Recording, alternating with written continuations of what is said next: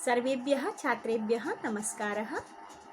संस्कृतशिक्षणस्य कक्षायां भवतां समेषां हार्दं स्वागतम्। छात्राः, अद्य वयं संस्कृतशिक्षणे पाठ्यसहगामी क्रियाः इत्यस्मिन् विषये अध्ययनं कुर्मः। यथा भवन्तः सर्वे नाम्ना एव ज्ञातुं शक्नुवन्ति काः भवन्ति पाठ्यसहगामी क्रियाः।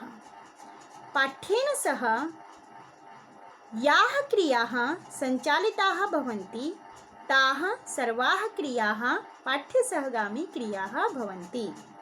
अर्थात पाठ्यक्रम के साथ जो गतिविधियाँ जो क्रियाएं संचालित की जाती हैं वो सभी क्रियाएं पाठ्यसहगामी क्रियाओं के नाम से जानी जाती हैं। प्राचीन काले एतादृशी क्रियाः अतिरिक्तसहगामी क्रियाः इति नाम्ना उच्यन्ते स्म। परन्तु शिक्षाविद्वद्भिः उक्तं यत् एताः क्रियाः अस्माभिः पाठ्यक्रमेण सह योजनीयाः, यतोहि एतासां क्रियाणां बहु महत्त्वम् अस्ति। तर्हि किं महत्त्वम् अस्ति? आदौ शारीरिक विकासे सहायकाः भवन्ति, ततः परं मानसिक विकासे सहायकाः भवन्ति, ततः परं सामाजिक विकासे सहायकाः भवन्ति, मनोवैज्ञानिक विकासे सहायकाः भवन्ति, वैयक्तिक आवश्यकतानां पूर्तौ अपि सहायकाः भवन्ति। अर्थात जो पाठ्यसहगामी क्रियाएं हैं वो हमारी बहुत तरह से सहायता करती हैं। ये पाठ्यसहगामी क्रियाएं हमारे शारीरिक विकास में सहायक हैं, हमारे वैयक्तिक विकास में सहायक हैं, मानसिक विकास में सहायक हैं, सामाजिक विकास में सहायक हैं, मनोवैज्ञानिक विकास में सहायक हैं और इसके साथ ही हमारे अवकाश समय का सदुपयोग करने में भी हमें सहायता प्रदान करती हैं।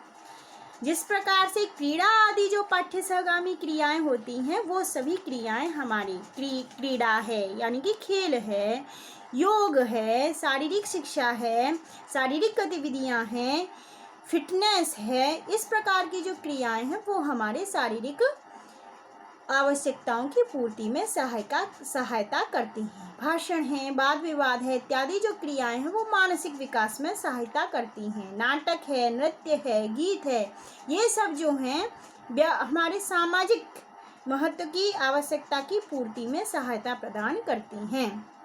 और कुछ क्रियाएं जो हैं वो स्वयं की आनंद की प्राप्ति हेतु की जाती हैं, जैसे कवि सम्मेलन, कवि गोष्ठियों इत्यादि में भाग ग्रहण करना। और जब इनकी तैयारी की जाती है तो हमारे अवकाश समय का सदुपयोग भी होता है। तो इस प्रकार से ये जो पाठ्यसहगामी क्रियाएं हैं ये विविध प्रकार से हमारा सहयोग करती हैं। तो इनके क्या उद्देश्य होने चाहिए? पाठ्यसहगामी क्रियाओं के क्या क्या उद्देश्य होने चाहिए? कानि कानि उद्देश्यानि भवितुम् अर्हन्ति पाठ्यसहगामी क्रियाणां। तर्हि आदौ छात्राणां शब्दकोशस्य विकासः। सबसे पहले जब हम तैयारी करते हैं तो हमारा जो शब्दकोश है वो बहुत ज़्यादा बढ़ता है। प्राथमिक स्तर पर जब हम किसी पाठ्यसहगामी क्रिया में भाग ग्रहण करते हैं जो पठन संबंधी है उससे हमारा शब्दकोश जो है वो काफ़ी वृद्धि को प्राप्त करता है, निरंतर वृद्धि को प्राप्त करता है। साथ ही साथ इससे जो है संस्कृत के प्रति रुचि जागृत होती है, कल्पना शक्ति का विकास होता है, सृजनात्मक शक्ति का विकास होता है, भावात्मक शक्ति का विकास भी इससे होता है और नैतिक मूल्यों का संवर्धन भी होता है। राष्ट्र एकता की भावना जो है वो भी इनसे जागृत होती है। छात्रों में आत्मविश्वास जागृत होता है, छात्रों का उच्चारण जो है वो शुद्ध होता है, छात्रों में अभिव्यक्ति की भावना है वो प्रेरित होती है और इसके साथ ही साथ छात्रों में स्नेह की भावना भी जागृत होती है। जब वो नाटक आदि पाठ्य सहगामी क्रिया में भाग लेते हैं तो ग्रुप में काम करते हैं और ग्रुप में आपस में स्नेह की भावना जो है वो जागृत होती है। इस प्रकार से उनकी कल्पना, तर्क, निरीक्षण इत्यादि अनेक ऐसी शक्तियां हैं जिनका विकास पाठ्य सहगामी क्रियाओं में भाग लेने से होता है। तो ये सभी पाठ्य सहगामी क्रियाओं के उद्देश्य निर्धारित किए गए हैं। अब हम देखते हैं कि कौन कौन सी हैं वो पाठ्य सहगामी क्रियाएं। काः काः भवन्ति पाठ्य सहगामी क्रियाः। यासु भागग्रहणकरणेन अस्माकम् एतादृश उद्देश्यानां पूर्तिः भवति। अस्माकम् एतादृश स्थलेषु एतादृश मानसिक सामाजिक इत्यादि क्षेत्रेषु बहु साहाय्यम् एताः कुर्वन्ति। तर्हि काः क्रियाः एताः? एताः पाठ्यसहगामी क्रियाः वस्तुतः अस्माभिः द्विधा विभक्तुं शक्यन्ते। साहित्यिक पाठ्यसहगामी क्रियाः, सांस्कृतिक पाठ्यसहगामी क्रियाः। साहित्यिक पाठ्यसहगामी क्रियासु विविधाः पाठ्यसहगामी क्रियाः समाहिताः भवन्ति। यथा वादविवादः अस्ति, ततः परं भाषणम् अस्ति। भाषणेषु अपि तत्र विदुषां व्याख्यानमालाः अपि आगच्छन्ति। पुनश्च छात्राणां कृते सम्भाषणशिबिराणि अपि अत्रैव आगच्छन्ति। विषयाः अपि तत्र पूर्वनिर्धारिताः अपि भवन्ति। आशु भाषणमपि भवितुम् अर्हति, अतः भाषणमपि बहुविधं भवति। कविसम्मेलनं भवति, श्लोकपाठः अस्ति, सुभाषितकण्ठस्पर्धा विद्यते, निबन्धलेखनम् अस्ति, विद्यालयपत्रिका अस्ति, विचारगोष्ठयः भवन्ति। ततः परं संस्कृतसाहित्यसम्बद्ध विविधाः क्रीडाः यथा भाषाक्रीडाः, शब्दक्रीडाः, अन्त्याक्षरी, श्लोकान्त्याक्षरी, पदान्त्याक्षरी, वर्णान्त्याक्षरी, ततः परं समस्यापूर्ति इत्यादयः, प्रहेलिका इत्यादयः अपि अत्र समाहिताः भवन्ति। सहैव पठनस्पर्धाः अपि अत्रैव समाहिताः भवन्ति।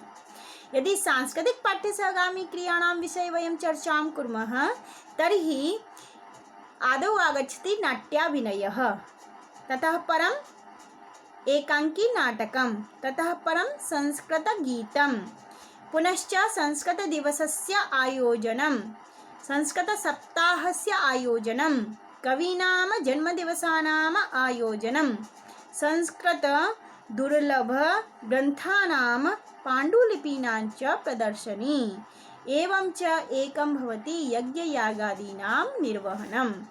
तर्हि एताः बहुविधाः पाठ्यसहगामी क्रियाः संस्कृतशिक्षणे आयोजिताः भवन्ति।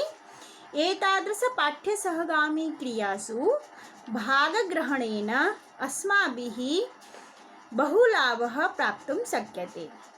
विषयपाठ्येन सह एव एताः क्रियाः काले काले यथासमये समायोजिताः क्रियन्ते। तर्हि को नाम शास्त्रार्थः, कः भवति वादविवादः, काः भवन्ति संगोष्ठयः, कथं लेखनं क्रियते विद्यालयपत्रिकादिषु, कथं भवति सुभाषितकण्ठस्पर्धा, कथम् आयोज्यते अन्त्याक्षरी, एतादृशविषयेषु वयम् अग्रिमपाठे अध्ययनं कुर्मः। तावत्पर्यन्तं नमस्कारः।